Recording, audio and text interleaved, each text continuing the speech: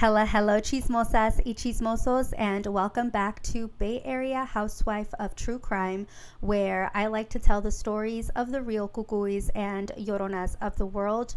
Today, we are at part 4 of talking about a real life llorona named Diane Downs. As a reminder, topics may be triggering. Viewer and listener discretion is very strongly advised. On July 11th of 1987, Diane escaped from prison and was on the run. She managed to escape her cell by climbing over the razor-wired fence for 10 days. Diane was wildin' and managed to evade police. 14 states were looking for her before she was eventually caught.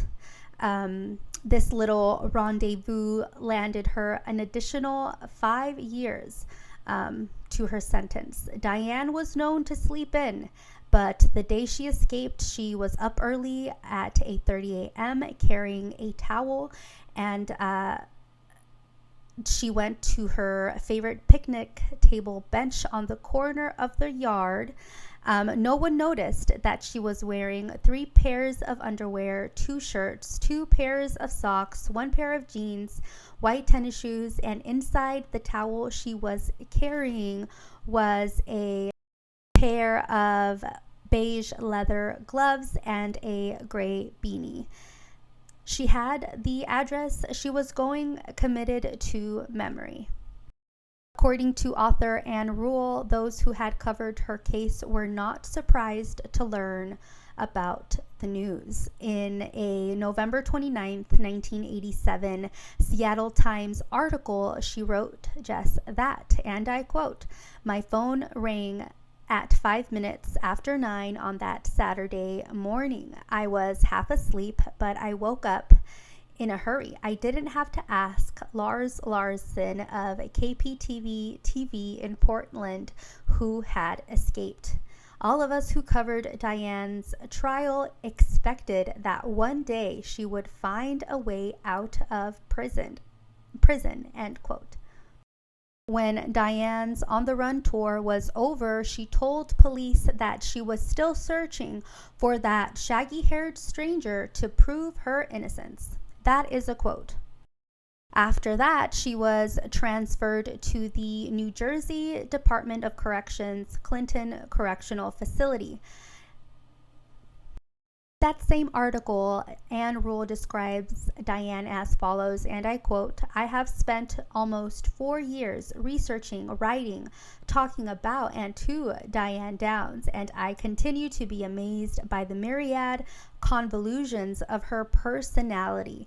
She is, if not one of a kind, one of a very few. And we must be grateful for that. Diane is a murderess. She is also a near genius, physically perfect, a self-proclaimed incest victim, promiscuous to the point of nymphomania, a surrogate mother. Most of all, she is a chameleon whose appearance can shift as mercurially as the wind." Multiple experts have analyzed Diane as having 3 personality disorders: narcissistic, of grandiose sense of self-importance, exhibitionist, need for constant attention and admiration, histrionic, prone to exaggeration, often acting out roles such as victim or princess, and antisocial sociopath. Sociopaths know the difference between right and wrong.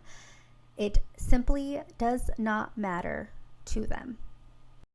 After Diane was convicted as charged and sentenced to life in prison plus 50 years, she also had the requirement of having to serve 25 years before considered eligible for parole.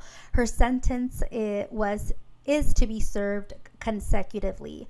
The judge presiding in her case expressed her wish Diane never to be free again.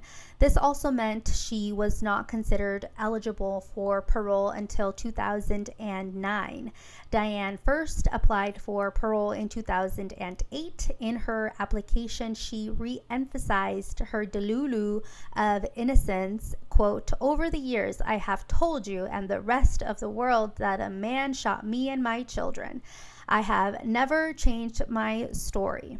End quote. At her parole hearing on December 9th of 2008, Lane County District Attorney Douglas Hackleroad wrote the following to the board, and I quote, "Down continues to fail to demonstrate any honest insight into her criminal behavior. Even after her convictions, she continues to fabricate new versions of events under which the crimes occurred. She alternately refers to her assailants as a bushy-haired stranger, two men wearing ski masks, or drug dealers and corrupt law enforcement officials." End quote. After 3 hours of interviews and 30 minutes of deliberation, the board denied Diane's application for parole. And thank God, Diane has been denied parole for a second and a third time in 2010 and in 2020. In 1994, after 10 years in the slammer, she was transferred to the California Department of Corrections. In her 2008 parole hearing, she wrote the following to the board, and I quote, "I don't run drugs or brew hooch. In the 25 years behind these steel bars, I have not cracked one of these ladies in the head, and if you had lived inside this place, you might understand what an accomplishment that is." End quote. In 2010, she relocated to the Chowchilla, California Valley State Prison for Women and moved out of there when it became a all-male prison in 2013, and as of this recording, she continues to serve her sentence at a California state prison where she belongs.